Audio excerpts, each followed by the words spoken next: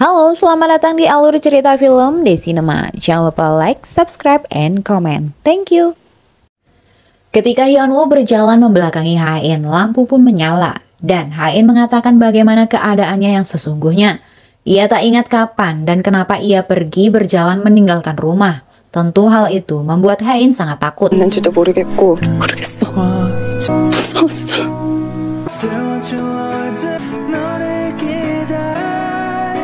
Di perjalanan pulang, hujan pun turun sangat deras, hingga mereka pun berteduh.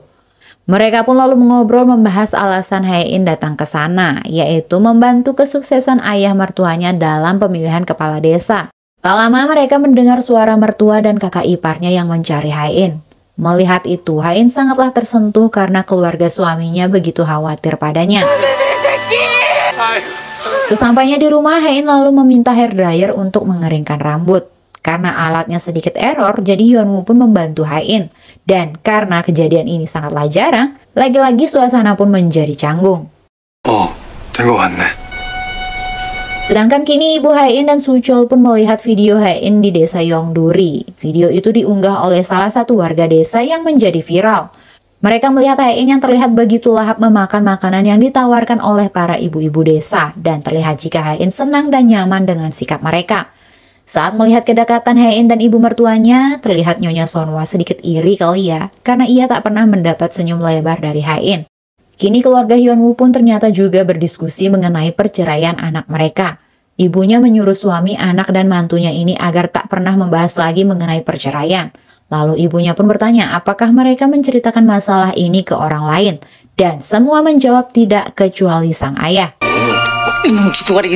Ternyata ayah Hyunwoo menceritakan hal tersebut kepada temannya saat minum bersama. Katanya sih agar mendapat saran dan solusinya. Tapi siapa sangka temannya ini malah menceritakan kembali ke ibunya yang pelupa. Memang susah ya kalau udah bocor. Sedangkan di kamar Hyunwoo sedang mengobati luka Ha-in. Suasana manis pun tercipta. Ketika melihat telapak tangannya, Ha-in mengatakan jika katanya itu adalah garis hidup dan miliknya sangatlah pendek. Hal itu pun membuatnya tidak senang karena dirinya memang sakit parah serta umurnya pun pendek. Hyunwoo lalu meyakinkan Ha-in jika ia tak harus percaya dengan hal-hal seperti itu. Tuhan ada di sisimu dan akan ada keajaiban. Ia terus meyakinkan Ha-in jika dia akan sembuh setelah berobat ke luar negeri. Dengan canggung, Ha-in lalu menawarkan Hyunwoo untuk ikut bersamanya dan tentu saja Hyunwoo setuju. Suasana manis pun tercipta mengundang mereka untuk kisah, tapi sayangnya Hyunwoo pergi dari sana.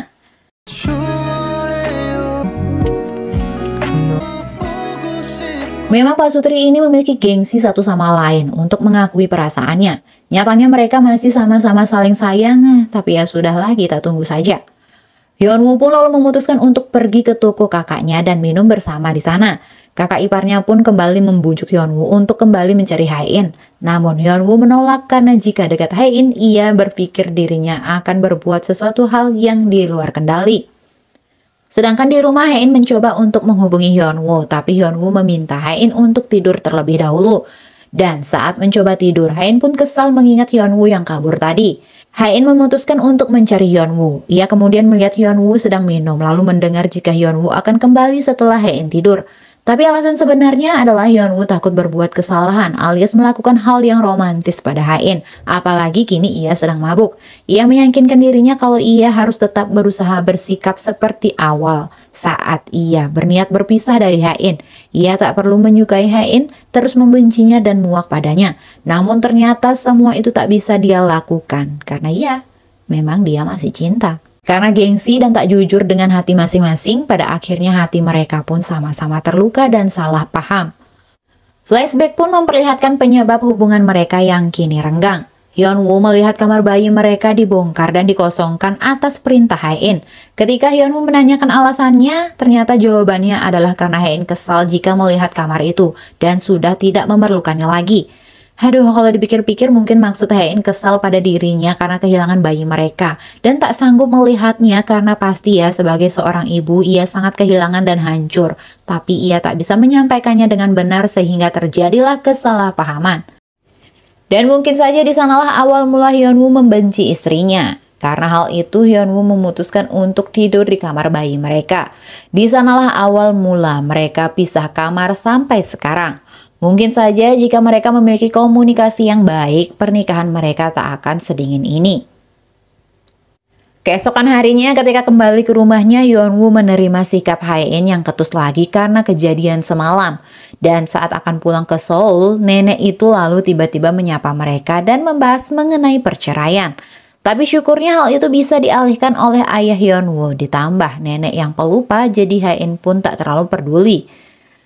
Ketika ia akan menaiki mobil dan berpamitan pada ibu mertuanya, di sana ibu Hyunwoo memberikannya buah dan meminta Hae-in untuk menjaga kesehatannya. Mungkin saja di sana Hae-in berpikir, ini mertua gue perhatian banget, beda sama ibunya. Sedangkan kini ayah Hyunwoo pun merasa bersalah atas kejadian tadi. Tapi Nuna Hyunwoo mengatakan jika bisa saja mereka sedang bertengkar, karena saat akan naik ke mobil mereka tak bicara dan bertatapan sekalipun. Suaminya pun lalu mengatakan jika semalam Hyunwoo tak tidur di rumah. Nunanya pun bingung dengan perubahan sikap mereka, padahal dulu mereka begitu saling menyukai satu sama lain. Dan flashback pun muncul. Ketika Hae-in dan Hyunwoo berpacaran, Nunanya ternyata bertemu dengan Hae-in. Seperti di drakor-drakor, ia pun memberikan Hae-in amplop yang berisikan uang dan meminta Hae-in untuk menjauhi adiknya. Kemudian tak lama Hyunwoo pun datang. 누나! 홍인 씨한테 뭐라 그랬어? 드라마 그만 보냈지. 저처럼 그렇게 많은 액수가 아니야, 약속해. Tentu dia begitu membela pacarnya. Nunanya lalu bertanya kenapa tipe idealnya berubah. Dulu dia ingin punya pacar yang lembut tapi malah pacaran dengan wanita yang pemarah. Hyunwoo lalu menegaskan jika wanita yang dicintainya saat ini adalah Hong Hae-in. 지금 사랑하는 사람은 홍인 씨 하나야.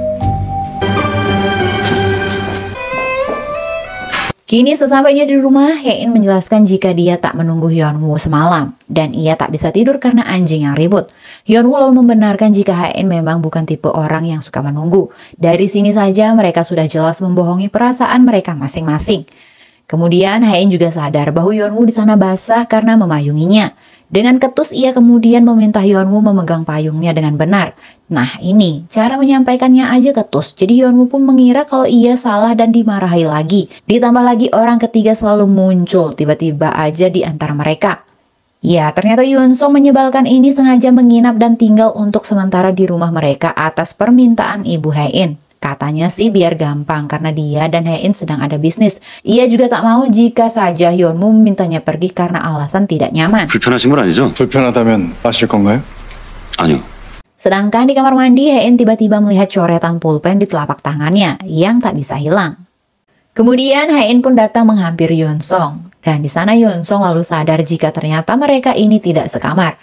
Ia lalu tahu semua itu dari Bu Grace karena Bu Grace adalah teman bersekongkol.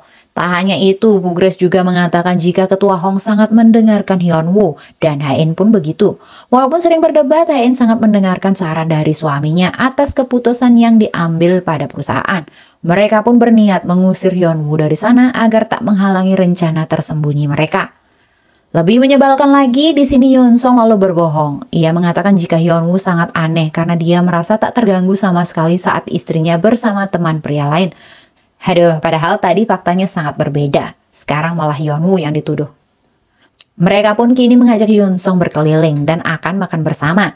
Di sana Hae-in mengatakan jika dirinya ingin istirahat saja. Namun ibunya membahas kalau Hae-in terlihat begitu lahap dan nyaman makan di rumah mertuanya. Dan videonya pun sangat viral sehingga Humas bekerja keras untuk menutupinya.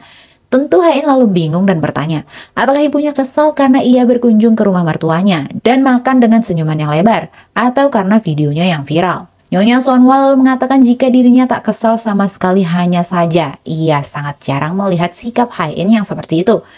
Hae-in juga merasa jika ibunya juga jarang tersenyum padanya. Tuh kan, ibu dan anak aja penuh konflik karena mereka tak jujur satu sama lain. Apakah memang orkai-orkai ini pada gengsi semua kali ya? Singkat cerita, di kantor Ketua Hong, Suchol sedang membahas mengenai rencananya untuk membangun resor. Saat mengetahui biayanya yang besar, kakeknya pun menyuruh Suchol untuk membangun dengan uangnya sendiri. Tapi Suchol menjelaskan jika mereka hanya memberi tempat saja dan Yunsong siap untuk berinvestasi. Tak hanya itu, Suchol lalu memuji sikap Yunsong yang baik padanya dan mereka pun menjadi akrab. Ketika ayah dan kakeknya menyetujui hal itu, Hyunwoo tiba-tiba mengatakan kalau mereka harus melakukan uji lokasi agar menghindari resiko yang merugikan perusahaan. Karena manusia bisa saja berubah, jadi sangat beresiko jika memulai bisnis dengan dana yang besar. Ayah dan kakeknya pun sangat menyetujui pendapat Hyunwoo. Hyunwoo pun lalu menerima telepon dari Aju, si penjaga villa yang memberi informasi mengenai kamera dashboard yang diminta Hyunwoo. Setelah mendapatkannya, Hyunwoo lalu meminta seseorang untuk memulihkan data yang telah hilang. Scene pun lalu memperlihatkan Nyonya Sulhi yang berdiskusi mengenai menu makanan yang akan diberikan pada ketua bersama para dokter dan chefnya. Tak lama Bomja datang dan mengatakan kalau dia mencurigai Nyonya Sulhi karena semua makanan dan bumbu disiapkan olehnya. Nyonya Sulhi pun menyuruh mereka keluar. Awalnya mereka khawatir kalau nanti Bomja lagi-lagi menjambak dan memukul Nyonya Sulhi. Tapi kali ini mereka salah. Nyonya Sulhi melempar CCTV dan menghantam Bomja. Wah, gila Nyonya Sulhi ini, dia dengan sengaja menghancurkan CCTV agar tak ada bukti.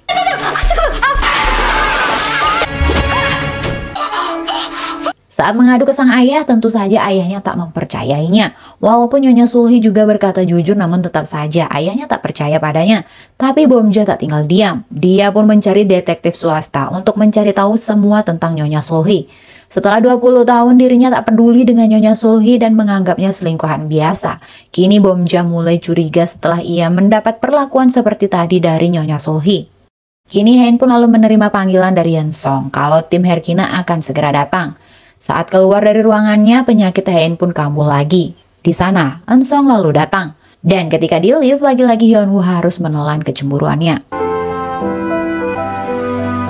Di sini Yeonsong sadar jika Hein sedang tidak baik-baik saja, sehingga ia pun menanyakan kesehatan Hein pada Bu Grace, yang ternyata belakangan ini sudah tak pernah memeriksa kesehatan bersama keluarganya. Yeonsong lalu meminta Bu Grace mencari tahu ada apa di balik itu semua. Di rumah sakit, dokter menyarankan Hein untuk menunda kepergiannya ke Jerman karena kondisinya yang memburuk sehingga perlu tindakan khusus. Jadi jika Hein pergi sekarang, maka pihak kedokteran di Jerman tak akan bisa melakukan apa-apa karena kondisinya yang tak memungkinkan. Tapi bukan Hong Hae-in namanya jika tidak keras kepala. Dia pun memutuskan untuk tetap pergi ke Jerman. Saat keluar, di sana ternyata ada Bibi Bomja dan mengetahui kalau keponakannya ini menderita tumor otak. Bibi Bomja lalu berusaha menguatkan Hae-in. Ia mengatakan jika temannya juga menderita tumor otak dan masih sehat setelah 5 tahun lalu melakukan operasi. Hae-in lalu meminta tolong pada Bibi Bomja agar tak memberitahu siapapun mengenai penyakitnya. Dan yang hanya mengetahui penyakitnya adalah Hyunwoo. Dia juga mengatakan kalau dirinya akan pergi ke Jerman untuk berobat. Awalnya Bibi Bomja berusaha untuk biasa saja, tapi ternyata dia tidak bisa menyembunyikan perasaan sedihnya setelah mengetahui itu. Dia pun lalu menghubungi temannya dan menanyakan Myong, yaitu temannya yang menderita tumor otak itu. Yang ternyata setelah ditelusuri, temannya itu sudah meninggal dunia.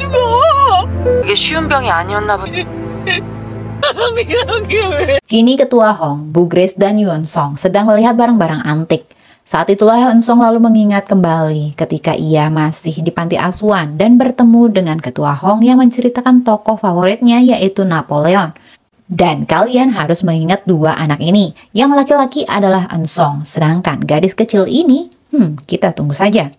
뉴욕 제 집에 결례가 되지 않는다면 이렇게 선물하고 싶습니다. Hae-in pun lalu bersiap untuk berangkat. Bibi Bomja menawarkan diri untuk menemani Hae-in, namun Hae-in menolak. Di sana sangat terlihat jelas jika Bibi Bomja sangat khawatir pada ponakannya.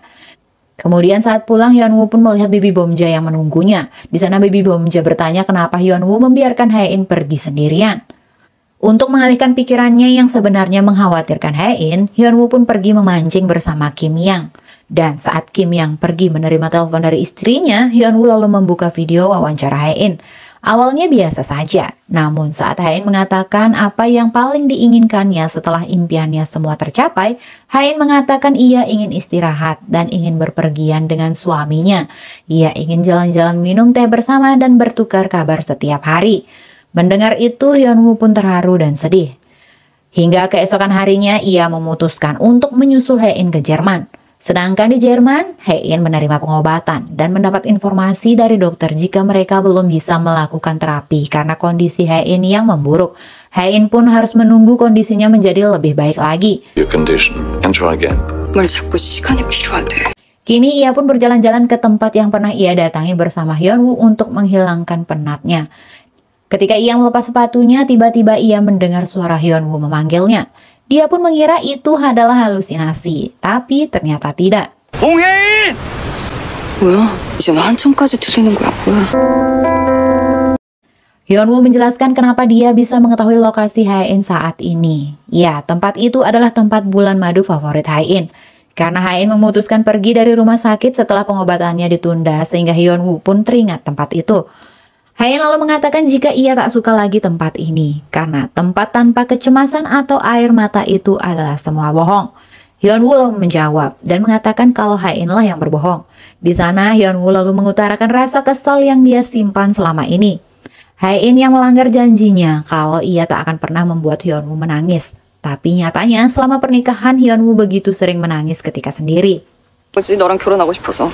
이렇게 결혼했으면 이럴 땐 네 옆에 누가 잊지 말래? Hyunwoo lalu mengatakan jika dirinya ingin selalu berada di sisi Hae-in. Dan Hae-in bertanya apakah ia pernah melarangnya.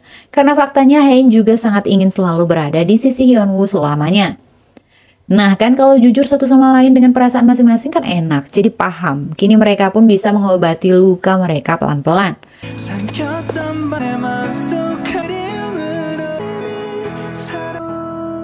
Seperti biasa di epilog kali ini memperlihatkan Hyunwoo yang peduli dengan Hae-in. Ia pun teringat saat Hae-in mengatakan garis tangannya yang begitu pendek. Hyunwoo lalu mengambil pulpen dan menggambar garis yang lebih panjang di tangan Hae-in.